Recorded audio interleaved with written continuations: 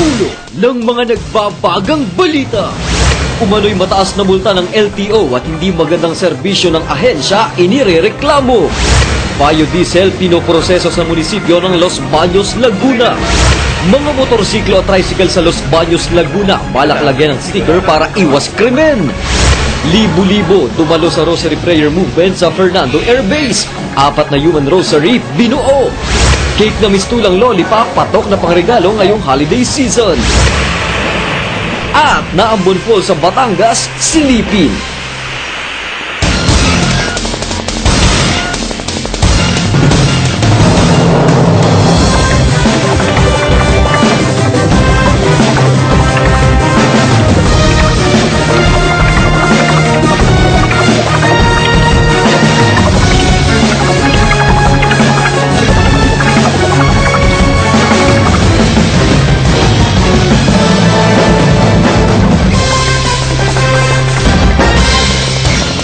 Live mula sa ABS-CBN News Center, Batangas. Ito ang TV Patrol Southern Tagalog. Magandang hapon, Southern Tagalog.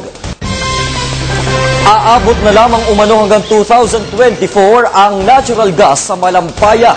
Nagpapatrol si Joan Panopio. Ginarantiya ng Shell Philippines Exploration na ang kasalukuyang supply ng natural gas sa Malampaya ay tatagal lamang hanggang taong 2024 o maaaring 10 taon na lamang. Ayon sa Department of Energy, mayroong mga naunang report ngunit kailangan pa rin ng patunay na tinatayang may 10 trillion cubic feet na natural gas ang West Philippine Sea, na ngayon ay pinag-aagawan pa rin ng maraming bansa. Ang natural gas sana doon ang siyang tutugon sa pangangailangan ng bansa sa enerhiya. Ang Malampaya sa Palawan ay may 2.7 trillion cubic feet na natural gas deposit. Ang Rectobank kung saan parte na rin ng West Philippine Sea ay inaangkin na rin ng China, kung saan may triple itong dami ng natural gas sa Malampaya. Ang Malampaya Project ang siyang nagsusupply ng kuryente sa buong Luzon.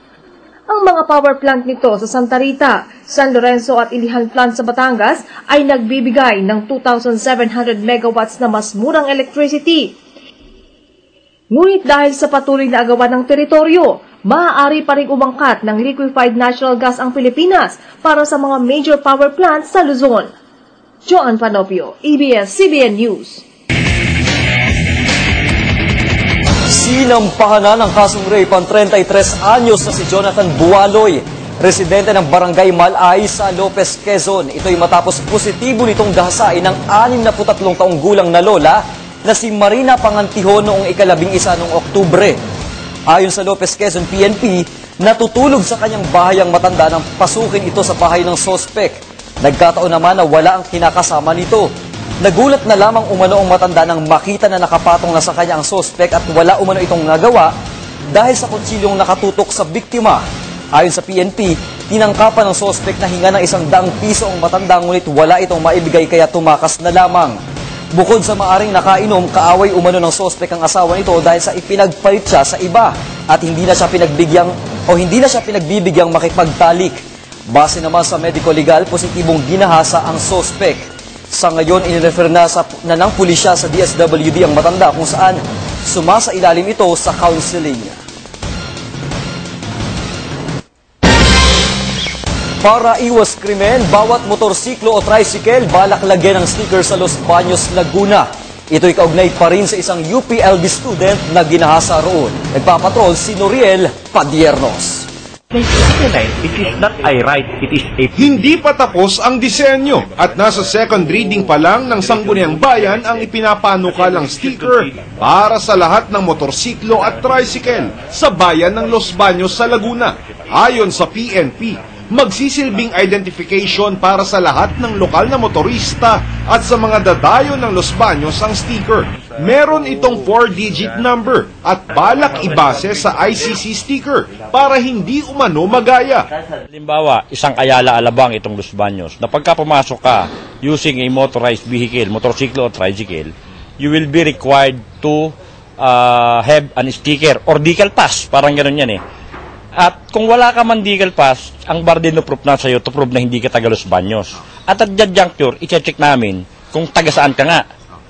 Kung wala kang masamang intensyon, well, you go on pass. Pero pag may masama kang intensyon, it will become a deterrence sa crime. Kasi ma-burn out na yung identity ng taong papasok dito na walang sticker yung motorsiklo. At the same time, ay nagpaplano ng hindi maganda. At I think na malaki may tutulong sa crime prevention program natin. Pabor naman dito ang ilang motorista sa bayan. Maganda rin po yun kasi para na sa safety yung mga tao at yung motor nyo para hindi makapag ng krimen yung ibang naglalagay ng mga nang-hold up, ganyan. Paburo ako doon para mas makilala kung sino sinakyan at ma-identify kung sino yung driver. Sakaling maging ordinansa, nangako ang Los Baños PNP na hindi ligtas ang mga pulis sa naturang sticker at mananagot din kung makitaan ng paglabag. Noriel Padiernos, ABS-CBN News, Los Baños, Laguna.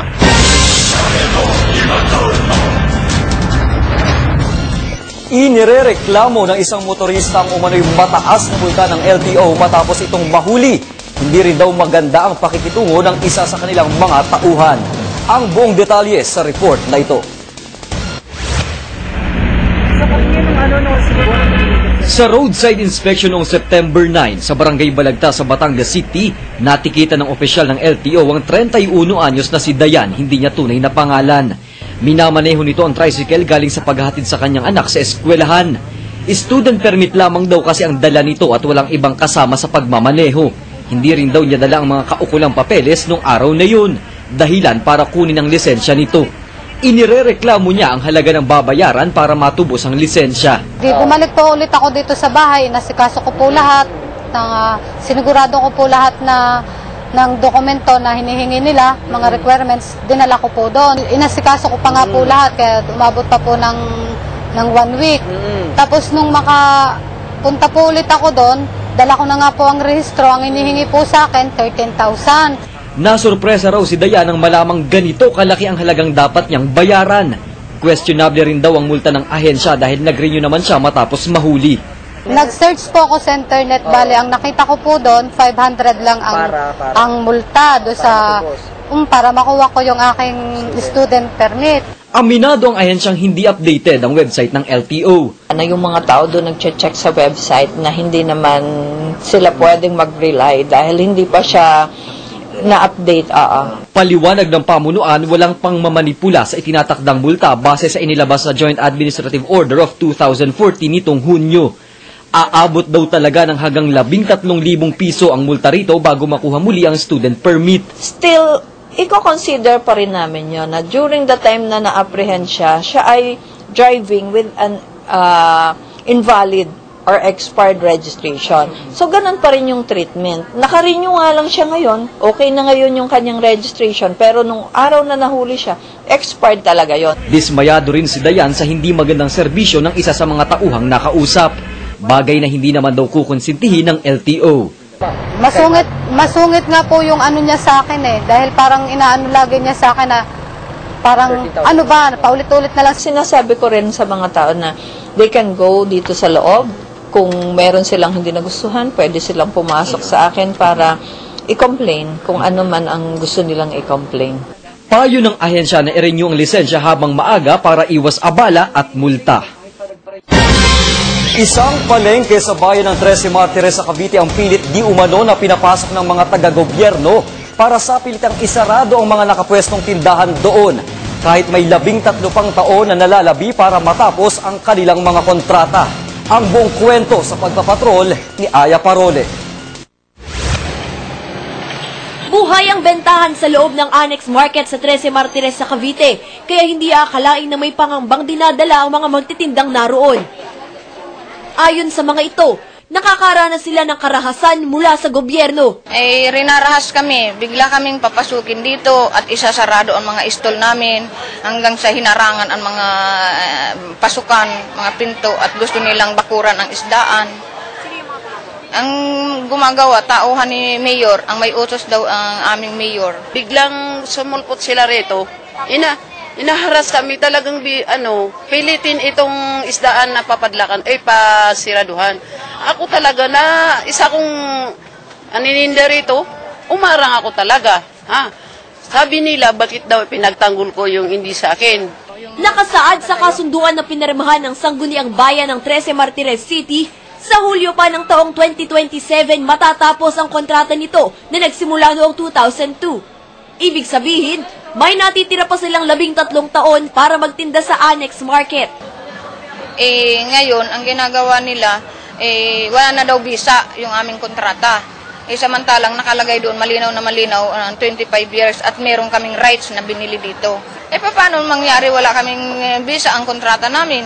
Permado nila, permado ng sanggunian. Mayroon na raw di umanong nagmamay-ari ng Annex Market, pero wala raw maipakitang papeles ang mga ito. Ang aming mayor at saka ang City Square na biglang sumulpot dito sa amin, nagpapakilala na sila na daw may-ari.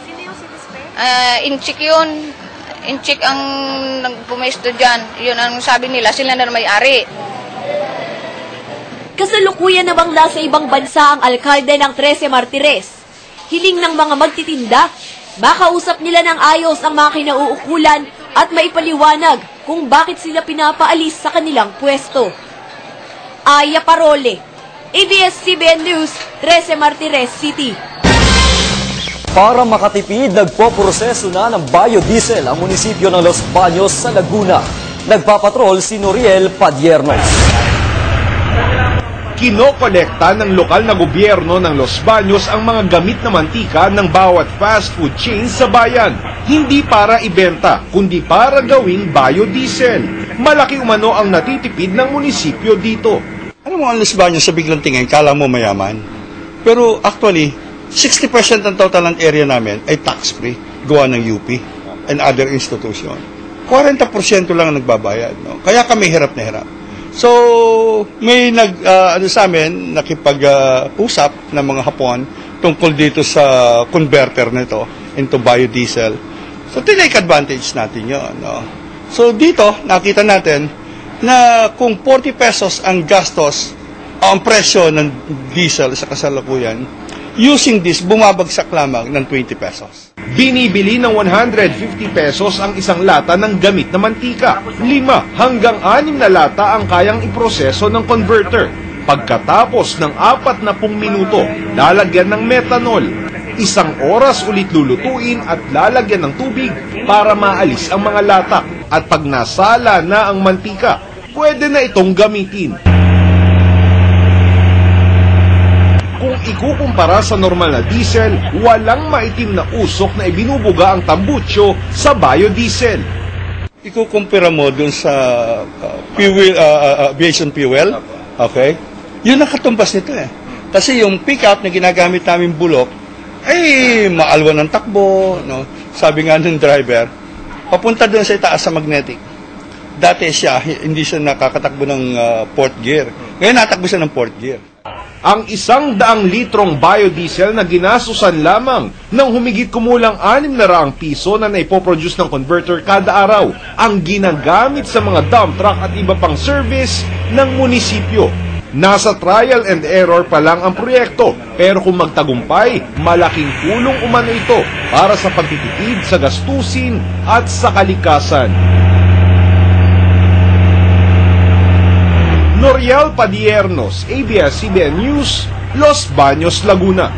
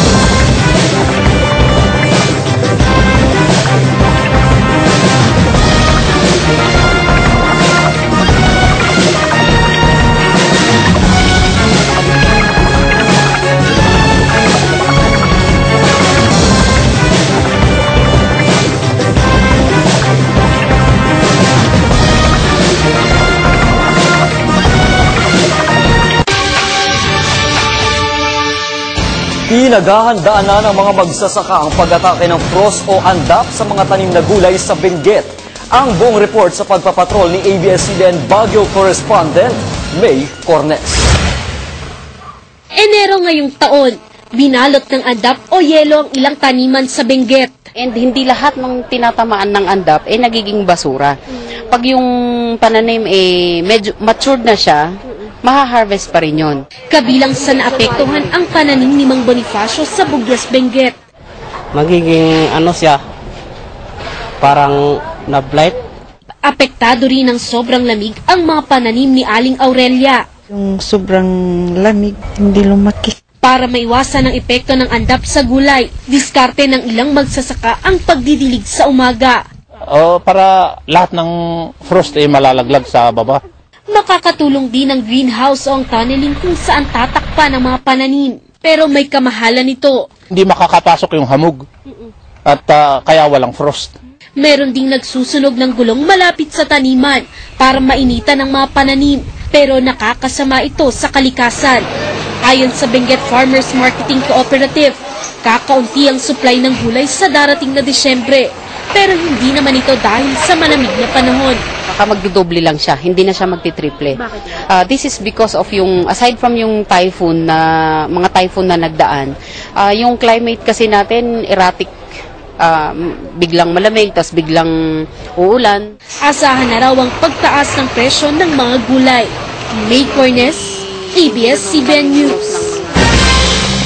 Mga kapamilya, tikman ang pinagsamang lollipop at cake sa pagpapatrol ni Aya Parole. Patok ngayon ang bagong food craze na kung tawagin ay lolly cake. Bukod sa iba't ibang kulay at disenyo, ang cake lollipops ay pwede rin gawa ng design na naaayon sa gusto ng mga bibili. Mayroong mga cute na customized cakes tulad ng cake in a jar, at ang specialty ng mga ito na lolly cakes. Ang actress na si LJ Moreno at ang asawa nitong basketball star na si Jimmy Alapag ang nagsimula ng negosyong ito. Our main product is the lolly cakes, which is cake lollipop. It's a moist cake balls served on a lollipop stick. And then we also customize. We do different kinds of designs. We do different cartoon characters and all that.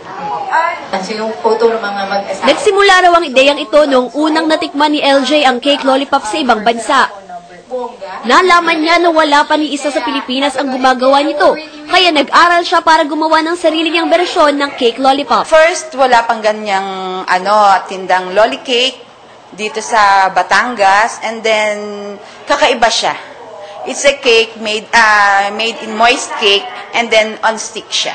Maganda, masarap siya. Every birthday, talagang we make sure na talagang maganda yung cakes ng mga kids namin. Kaya nung makita namin open for franchise na, so yun, grab agad namin.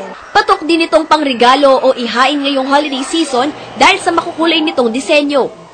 Maraming pagpipilian na flavors at ilan lamang dito ang cheesecake, peanut butter, cookies and cream, at red velvet. Makabibili ang cake lollipop sa halagang 250 pesos kada 6 na piraso, 480 pesos naman sa isang dosena. Aya Parole, ABS-CBN News.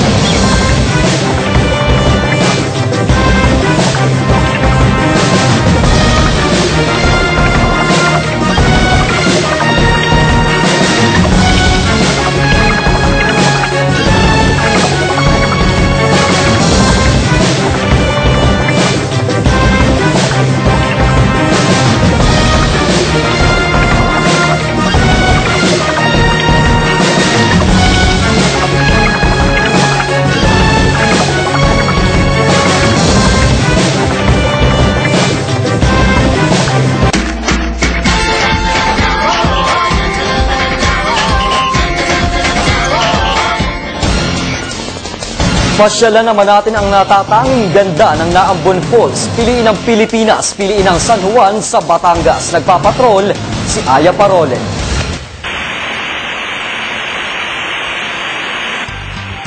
Likas na sa maraming tao ang maghanap ng mapapasyalan tuwing holidays at bakasyon. Wala na nga namang mas nakaka-relax pa sa pagpunta sa mga lugar na napapaligiran ng kalikasan. Kung nature lover ka at hilig mo ang adventure, para sa iyo ang falls na matatagpuan sa isang barangay sa San Juan, Batangas. Kilala ang bayan ng San Juan, Batangas sa pagkakaroon ng napakaraming tanawing dagat. Pero sino ang mag-aakala na sa barangay na ito pala ng Hugom, mayroong isang natatagong paraiso na kung tawagin ay Naambon Falls. Mula Sitio Biga sa barangay Hugom, aakyat ng bundok. Halos 20 minutos ang itatagal ng pag-akyat. Nakakapagod, pero sulit naman dahil sa ganda at yaman na taglay ng Naambon Falls. Malinaw at malamig ang tubig. Masisigurong malinis ito dahil galing pa raw ito sa bukal sa Mount Labuldon. Yung mga hindi pa nakakapunta dito sa Naambon Falls, kayo yung magpunta dito at napakaganda ng tanawin dito. Ito'y available po kayong lahat. Madalas daw hindi lamang mga beach resort sa San Juan ang dinarayo ng mga turista, kundi pati na rin ang natatanging ganda ng Naambon Falls.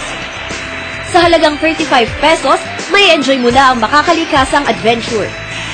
Aya Parole, ABS-CBN News. Kapamilya, 65 days na lang, Pasko na. At yan ang mga balitang aming nakalap sa pagpapatrol sa Southern Tagalog. Kung hindi nyo nasimulan o napanood ang episode na ito, bisitahin ang aming website sa www.abs-cbnnews.com/tvpatrol/Batangas simula bukas. Maaari nyo ritong balikan o ang episode ng TV Patrol Southern Tagalog sa YouTube. I-type lamang ang TV Patrol Southern Tagalog at ang date ng episode na gusto nyong panoorin. Para naman sa inyong mga komento, suhestyon o anumang impormasyong nais ipaabot sa amin, mag-text sa hotline na 0916-286-2974 o tumawag sa telepono bilang 043-723-4083 sa Batangas, 042-373-7632 sa Quezon at 049-503-3048 sa Laguna. Maaari nyo rin itong ipadala sa aming email address na batangas_news@abs-cbn.com. I-like ang aming Facebook page na TV Patrol Southern Tagalog. Sundan din kami sa aming Twitter account na www.twitter.com/tvpst. Magbahagi ng inyong picture-perfect experience sa Southern Tagalog. Piliin ang Pilipinas, piliin ang Southern Tagalog. Mag-log on sa www.choosephilippines.com. Maraming salamat at magandang gabi.